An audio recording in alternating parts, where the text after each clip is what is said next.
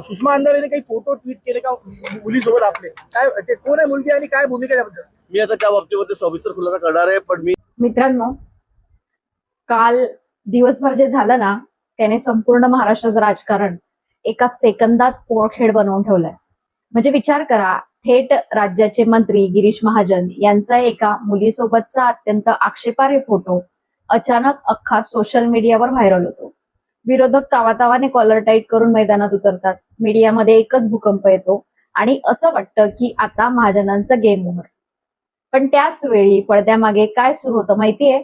शिवसेना ठाकरे गटाचे चक्क 6 खासदार एका रात्रीत बंडखोरी करतात. उद्धव ठाकरेंना त्यांच्याच वर्धापन दिनाला हा आतापर्यंतचा सर्वात मोठा धक्का बसतो. आणि सर्वात मोठा धक्का तर पुढेच आहे. ज्या फोटोवरून एवढा मोठा राडा सुरू होता त्यावर पोलीस तपासाचे समोर आलंय ना, ते ऐकून तुम्हाला पण धक्का बसेल. तो फोटो खरा नव्हताच, तर एका मोठ्या राजकीय नेत्याला उद्ध्वस्त करण्यासाठी AI म्हणजेच आर्टिफिशियल इंटेलिजन्सचा वापर करून रचलेलं एक भयानक षडयंत्र होतं, असं पोलिसांचं म्हणणं आहे. बरं, यात आणखी एक ट्विस्ट म्हणजे यामध्ये थेट सुषमा अंधारे यांची एंट्री झाली आणि त्यांनी एक असा ट्विट केला की तो पाहून सगळे चक्रावून गेले. म्हणजे एका बाजूला 6 खासदारांची बंडखोरी, दुसऱ्या बाजूला संजय राऊतांचं थेट ED CBI ला आव्हान आणि तिसऱ्या बाजूला हा AIचा खेळ. हा नेमका काय प्रकार आहे? या सगळ्या घडामोडींचे धागेदोरे एकमेकांशी कसे जोडलेले आहेत? आजच्या या व्हिडिओमध्ये आपण अगदी सोप्या भाषेत या पडद्यामागच्या धक्कादायक खेळाचा उलगडा करणार आहोत. हा व्हिडिओ शेवटपर्यंत नक्की बघा, कारण आज राजकारणाचा एक असा चेहरा समोर येणार आहे जो तुम्ही कधीच पाहिला नसेल. तर नमस्कार मित्रांनो, मी राजश्री आणि तुम्ही पाहताय राजश्री अनफिल्टर्ड. तर बघा, 19 जून 2026चा तो दिवस. महाराष्ट्र आधीच राजकीय उष्णतेने शेकत होता, पण अचानक न्यूज येतात की महाजनांचा तरुणीसोबतचा फोटो व्हायरल. गिरीश महाजनांची पहिली प्रतिक्रिया, केला मोठा दावा, या टाईपचे न्यूज. होय, भाजपचे संकटमोचक आणि मंत्री गिरीश महाजन यांचा एका तरुणीसोबतचा आक्षेपार्ह फोटो व्हायरल झाला. आता विरोधकांना तर जणू आयतं खोलीत मिळालं होतं. त्यांनी महाजन यांना घेरण्यास सुरुवात केली. पण महाजन शांत बसणाऱ्यांमधले आहेत का? त्यांनी तातडीने पत्रकार परिषद घेतली आणि थेट सांगितलं, हा फोटो पूर्णपणे फेक आहे. तो मॉर्फ केला गेलाय आणि यासाठी आधुनिक AI तंत्रज्ञानाचा वापर करण्यात आलाय. माझी बदनामी करण्यासाठीच हे षडयंत्र रचलं गेलंय, असं त्यांनी स्पष्ट सांगितलं. पण मित्रांनो, माझ्या डोक्यात एकच प्रश्न येत होता, हा फोटो नेमका याच वेळी का व्हायरल केला गेला? हा फक्त एक योगायोग होता की यामागे एखादं मोठं राजकीय युद्ध सुरू होतं? चला थोडं पाठीमागे जाऊया आणि या कथेचे खरे धागेदोरे शोधूया. या प्रकरणाची पाळंमुळं शोधायची असतील तर आपल्याला संजय राऊत आणि गिरीश महाजन यांच्यातील काही दिवसांपूर्वीच्या वाकयुद्धाकडे जावं लागेल. झालं असं होतं की गिरीश महाजन यांनी जाहीरपणे एक विधान केलं होतं. ते म्हणाले होते, संजय राऊत यांच्या रोजच्या बोलण्यामुळेच ठाकरे गटाचे खासदार फुटलेत आणि लिहून ठेवा, उद्या ठाकरे गटाचे उरलेले नगरसेवकही फुटतील. आता राऊतांसारखा आक्रमक नेत्याला कोणी असं डिवचलं तर ते शांत बसतील का? त्यांनी पत्रकार परिषद घेतली आणि गिरीश महाजनांवर असा हल्लाबोल केला की दिल्लीपर्यंत आवाज गेला. राऊत थेट म्हणाले, फक्त अर्धा तास मला ED आणि CBI माझ्या ताब्यात द्या, तर भाजपाचे महाराष्ट्रात 7 तुकडे करून दाखवतो. संवाद बघा कसा थेट छातीवर. इतकंच नाही तर त्यांनी पुढे जात म्हटलं की पोलिसांना बाजूला ठेवून समोरासमोर लढाई करायची असेल तरी आम्ही त्यासाठीही तयार आहोत. या शाब्दिक युद्धात दोन्ही बाजूने पातळी घसरली. संजय राऊत यांनी गिरीश महाजनांचा उल्लेख करताना बाई आणि राडे असे आक्षेपार्ह शब्द वापरल्याचा आरोपही झाला. आणि नेमकं या वादाच्या काहीच दिवसात गिरीश महाजनांचा तो फोटो सोशल मीडियावर येतो. काय हा खरोखरच योगायोग होता का? ट्विस्ट तर अजून पुढेच आहे. आता या संपूर्ण प्रकरणाला एक वेगळंच वळण मिळालं जेव्हा यात शिवसेना ठाकरे गटाच्या उपनेत्या सुषमा अंधारे यांची एंट्री झाली.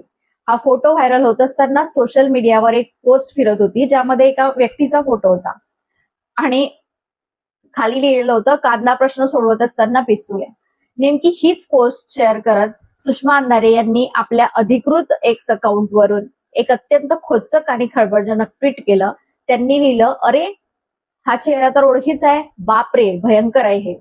आता विचार करा, सुषमा अंधारेंनी जेव्हा हा चेहरा ओळखीचा आहे असं म्हटलं तेव्हा सोशल मीडियावर आणखी एकच चर्चा सुरू झाली की नक्की हा चेहरा कोणाचा आणि या व्यक्तीचा गिरीश महाजन प्रकरणाशी काही संबंध आहे का?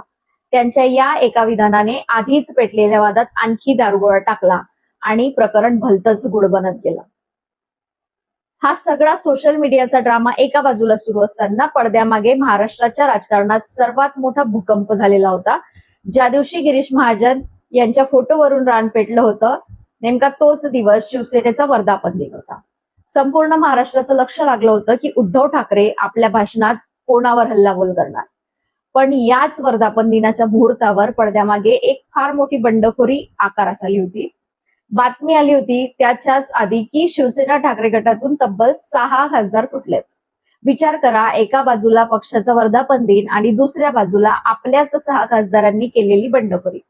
हा उद्धव ठाकरेंसाठी किती मोठा धक्का असेल. यात आणखी एक थक्क करणारी माहिती समोर आली. या बंडखोर खासदारांच्या सुरक्षेमध्ये अचानक प्रचंड वाढ करण्यात आली आणि त्यांना थेट केंद्र सरकारकडून Y+ सुरक्षा पुरवली गेली आणि सुरक्षेच्या कारणास्तव त्यांना तातडीने दिल्लीत हलवण्यात आल्याची चर्चा सुरू झाली. यावर संजय राऊत यांचा संताप अनावर झाला. त्यांनी या बंडखोर खासदारांविरुद्ध थेट ऑपरेशन तुडवा राबवण्याचा इशारा दिला. राऊतांनी शिवसैनिकांना आदेश दिले की हे बंडखोर खासदार मतदारसंघामध्ये दिसताच त्यांना तुडवा. विचार करा, महाराष्ट्राचं राजकारण कोणत्या पातळीवर पोहोचलंय. आता प्रश्न पडतो की या सगळ्या राजकीय गदारोळात त्या व्हायरल फोटोचं काय झालं. गिरीश महाजन गप्प बसले का? नाही. या प्रकरणाने आता कायदेशीर वळण घेतलं होतं. गिरीश महाजन यांनी मुंबई आणि जळगाव दोन्हीकडे हालचाली वाढवल्या आणि अखेर जळगावच्या सायबर पोलीस स्टेशनमध्ये एक अत्यंत गंभीर गुन्हा दाखल झाला. हा गुन्हा साधा सुद्धा नव्हता. सायबर पोलिसांनी गुन्हा क्रमांक 17/2026 अंतर्गत भारतीय न्याय संहिता BNS कलम 356 आणि माहिती तंत्रज्ञान कायदा IT ऍक्ट कलम 66C व 67 नुसार कारवाई सुरू केली. प्राथमिक तपासात जे समोर आलं ते ऐकून तुम्हालाही धक्का बसेल. पोलिसांनी सांगितलं की एका फेसबुक अकाउंटवरून मंत्री गिरीश महाजन यांचे आर्टिफिशियल इंटेलिजन्सच्या सहाय्याने तयार केलेले किंवा मॉर्फ केलेले फोटो वापरून अत्यंत आक्षेपार्ह आणि बदनामीकारक पोस्ट प्रसारित करण्यात आल्या होत्या. पोलीस निरीक्षक सतीश गोरडे या प्रकरणाचा सखोल तपास करत असून यामागच्या मुख्य सूत्रधाराचा शोध घेत आहेत. इथे विचार करण्यासारखी गोष्ट म्हणजे आजच्या डिजिटल युगात AI तंत्रज्ञान किती घातक ठरू शकतं. एका बड्या नेत्याला बदनाम करण्यासाठी, त्याच्या राजकीय प्रवासाला खीळ घालण्यासाठी जर AIचा असा गैरवापर होत असेल तर उद्या तुमच्या आमच्यासारख्या सामान्य माणसांचं काय? या संपूर्ण प्रकरणातून आपल्याला 3 गोष्टी समजतात. पहिली गोष्ट म्हणजे राजकारणात कोणतीही गोष्ट विनाकारण घडत नाही. एका बाजूला 6 खासदारांची सर्वात मोठी बंडखोरी लपवण्यासाठी किंवा त्यावरून लोकांचं लक्ष विचलित करण्यासाठी अशा प्रकारच्या डर्टी पॉलिटिक्सचा वापर केला जाऊ शकतो किंवा केला गेला असण्याची दाट शक्यता नाकारता येत नाही. दुसरी गोष्ट म्हणजे AIचा धोका. आज डीपफेक आणि AI मॉर्फिंग ही कोणत्याही नेत्यासाठी किंवा सामान्य नागरिकासाठी सर्वात मोठी डोकेदुखी बनली आहे. तिसरी गोष्ट म्हणजे पोलिसांचं आवाहन. पोलिसांनी या निमित्ताने संपूर्ण जनतेला एक अतिशय महत्वाचं आवाहन केलंय. सोशल मीडियावर कोणतीही माहिती किंवा फोटो फॉरवर्ड करण्यापूर्वी त्याची सत्यता पडताळून पहा. कारण तुमचा एक चुकीचा फॉरवर्ड तुम्हाला थेट जेलची हवा खाऊ घालू शकतो. पण मित्रांनो, या सगळ्या राजकीय चिखलफेकीत आणि बंडखोरीच्या नाटकात माझा महाराष्ट्रातल्या तमाम जनतेला आणि या नेत्यांना एक रोकळा सवाल आहे. आज एकीकडे आपला बळीराजा कर्जाच्या ओझ्याखाली दबलाय, डोक्यावर दुष्काळाचं सावट आहे आणि शेतकरी आत्महत्येसारखं टोकाचं पाऊल उचलतोय. दुसरीकडे आपला सुशिक्षित तरुण पदव्या घेऊन रस्त्यावर फिरतोय, बेरोजगारी वाढते आणि लाखो मुलांचं भविष्य उद्ध्वस्त करणारी पेपरफुटीची प्रकरणं राजरोज समोर येत आहेत. सामान्यांचा कंबरडं मोडणारी महागाई आभाळाला भिडली आहे. असे डोंगरा एवढे गंभीर प्रश्न समोर असताना आपण ज्या लोकप्रतिनिधींना लाखो मतं देऊन मोठ्या आशेने निवडून देतो ते मात्र काय करतायत? माझा पहिला प्रश्न असा आहे की जनतेने ज्या विश्वासाने तुम्हाला मतं दिलं त्या मताची किंमत एका रात्रीत बदलणाऱ्या तुमच्या पक्षांतर आणि बंडखोरीपेक्षा खरोखरच कमी आहे का? दुसरा प्रश्न असा की ज्यावेळी शेतकऱ्याच्या घरात धान्याचा दाना नसतो त्यावेळी तुम्हाला तुमच्या बंडखोर खासदारांना Y+ सुरक्षा द्यायला आणि त्यांना दिल्लीला हलवायला करोडो रुपये कुठून येतात? तिसरा प्रश्न, टीव्हीवर येऊन एकमेकांना शिव्या घालणं, मारामारीची भाषा करणं आणि तुडवातुडवीचे आदेश देणं हीच का आपली राजकीय संस्कृती?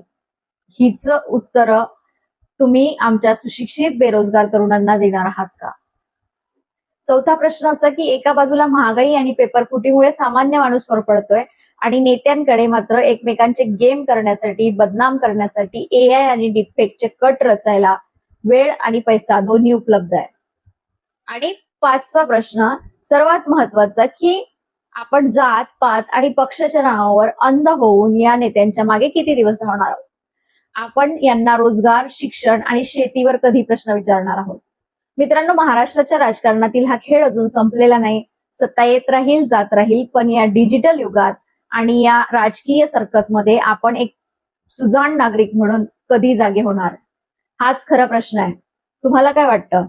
या 6 खासदारांच्या बंडखोरी मागे, सुषमा अंधारेंच्या त्या ट्विट मागे आणि या घाणेरड्या राजकारणामागे नक्की चूक कोणाची आहे? या प्रश्नांवर तुमचं मत मला खाली कमेंट बॉक्समध्ये प्रामाणिकपणे नक्की कळवा. आणि हे फोटोज नेमके डीपफेक आहे की रिअल आहे ते मला पण माहित नाही. त्याबद्दल पण तुम्हाला काय वाटतं ते पण मला कळवा. जर तुम्हाला हे विश्लेषण आणि जनतेचे हे प्रश्न योग्य वाटले असतील तर या व्हिडिओला नक्की लाईक करा. प्रत्येकाचे डोळे उघडण्यासाठी हा व्हिडिओ शेअर करा आणि अशाच खळबळजनक राजकीय आणि जनतेच्या प्रश्नांना वाचा फोडणाऱ्या व्हिडिओसाठी माझ्या चॅनलला आता सबस्क्राईब करा. भेटूया पुढच्या एका अशाच माहितीपूर्ण व्हिडिओमध्ये.